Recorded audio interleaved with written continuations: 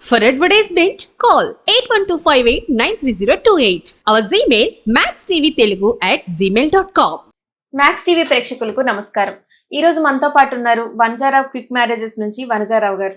నమస్కారం మేడం. నమస్తే అమ్మా. ఎలా ఉన్నారు మేడం? సూపర్ గా ఉన్నాను మేడం, నేను అదే అడుగుదాం అనుకుంటున్నాను. అంటే ఒకరు పెళ్లి బ్రేకప్ అయిపోయి లేదా పెళ్లి ముందైనా సరే పెళ్లి చేసుకోకుండా అసలు ఓ మనిషి ఉండలేరంటారా? ఒక పెళ్లిలో అంటే చేదనుభవాలు ఏదైతే ఎదురయ్యి అలా ఉన్నప్పుడు రెండో పెళ్లి అని కాదు, అసలు పెళ్లి చేసుకోకుండా ఒక మనిషికి పెళ్లి అవసరం అంటారా? కానీ చేసుకోకుండా ఉండలేరా? కరెక్టే, కానీ మీరు చెప్పింది పాయింట్ బాగుంది, చాలా ఆలోచించదగ్గ విషయం. పెళ్ళి అనేది ఎవరినన్నా లవ్ చేసి వాళ్ళు మా అమ్మ వాళ్ళు వద్దన్నారు, మా చుట్టాల్లోనే చేసుకోవాలంటున్నారు అనేసి వాళ్ళు చేసుకున్నా కూడా తర్వాత వాళ్ళకి ఇక మ్యారేజ్ వద్దు. ఎందుకంటే ఏదో అంటారు చూడండి, 5 వేళ్ళు ఒకలాగా ఉండవని తెలిసినా ఏదో తాడును పట్టుకోవాలనుకున్నా కూడా అది పామై కరుస్తుందేమోననేసేసి భయపడుతున్నా కూడా పెళ్లి జోలికి మాత్రం వెళ్ళరు. వద్దు ఇక మనకు పెళ్ళొద్దు అనేసి ఏదో డాక్టర్స్ కానివ్వండి, ఎక్కువ డాక్టర్సే కానివ్వండి, అది కూడా లవ్ గురించి వాళ్ళకు ఏదో ఫెయిల్యూర్ అవుతాంలో. ఈ పెద్ద వెల్ ఎడ్యుకేటెడ్ ఫ్యామిలీస్, ఐఏఎస్ కానివ్వండి, ఐపీఎస్ కానీ వాళ్ళు పెళ్లి లేకుండా కూడా చాలా మంది మాత్రం అలా ఉండిపోయారు. కానీ కొన్నాళ్ళ తర్వాత, కొన్నాళ్ళకంటే ఎంతో లేదు, ఒక 45 దాటిన తర్వాత తను చేసిన తప్పు మాత్రం తనకు స్పష్టంగా తెలుస్తుంది.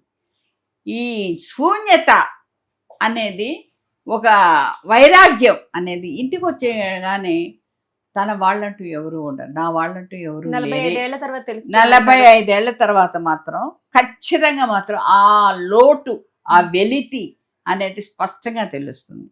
ఇంకా అంతా దాయాదులు చుట్టుకుంటారు, లేదా వాళ్ళ ఎవరో కజిన్స్ బిడ్డలో, అన్నల బిడ్డలో, ఇంకేదో. ఇప్పుడు అందరూ న్యూక్లియర్ ఫ్యామిలీసే, అందరూ సింపుల్ ఫ్యామిలీసే. 1 or 2 చిల్డ్రన్, వాళ్ళ పిల్లలు, వీళ్ళ పిల్లలు, కజిన్స్ పిల్లలు, వాళ్ళకి అఫెక్షన్, ఆప్యాయత ఉండదు కదా. కానీ వాళ్ళు ఏజ్ ఎక్కువైపోయి, హెల్త్ బాగాలేకపోయినా డాక్టర్ దగ్గర తీసుకెళ్ళండి, ఎక్కడికన్నా చూపించండి, లేదా ఏ పుణ్యక్షేత్రం తీసుకెళ్ళండి, పట్టించుకునే నాదులు లేడు. కష్టపడేవాడు వాళ్ళు బొంగరం లాగా కష్టపడి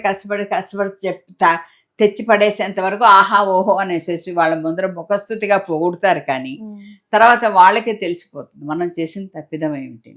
ఇంకా అన్ని జవసత్వాలు ఉడికిన తర్వాత అప్పుడు వాళ్ళు పెళ్లికి రెడీ అవ్వలేరు కదా. అందువల్ల కాళ్ళు చాపుకున్న వయసులో చూసేవాడు దిక్కునేది లేకుండా పోతుంది. అమ్మ నాన్న ఉండరు, వాళ్ళు చనిపోయి ఉంటారు.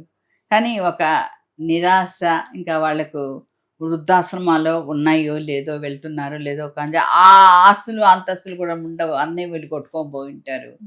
కానీ వాళ్ళు చేసిన తప్పు ఏంటంటే, ఏ వయసులో జరగాల్సిన అచ్చట ముచ్చట ఆ వయసులో జరగాలి. నా వాళ్ళు, నా భర్త, నా పిల్లలు అనే వాళ్ళు ఉంటే వాళ్ళకి ఎప్పుడైనా ఆప్యాయత ఉంటుంది. వాళ్ళకు కొంచెం వాళ్ళకు ఆ ప్రేమ వాత్సల్యం అనేది అయితే బిడ్డల దగ్గర నుంచి కూడా వస్తుంది, భర్త దగ్గర నుంచి కూడా వస్తుంది. అందరూ భర్తలు శాడిస్టులు ఉంటారు, అందరికీ ఒక అన్యోన్యత అనేది ఉంటుంది. భార్య భర్త అంటే అదే అంటారు చూడండి, ఇక్కడ తల మీద జీలకర్ర బెల్లం పెట్టినప్పుడు ఆ వైబ్రేషన్స్ అనేది అలా స్టార్ట్ అయిపోతుంది.